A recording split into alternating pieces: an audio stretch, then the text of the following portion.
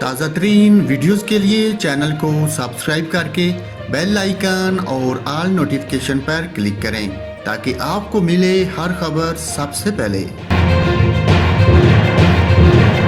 اور ناظرین، حکومت سندھ نے 12 ربیع الاول کے موقع پر صوبے بھر میں موٹر سائیکل کی ڈبل سواری پر پابندی کا فیصلہ کیا ہے۔ اس حوالے سے نوٹیفیکیشن بھی جاری کر دیا گیا۔ محکمہ داخلہ سندھ کی جانب سے جاری نوٹیفیکیشن کے مطابق 12 ربیع الاول پر سیکیورٹی خدشات کے پیش نظر 19 اکتوبر کو کراچی سمیت صوبے بھر میں موٹر سائیکل کی ڈبل سواری پر پابندی عائد کی گئی ہے۔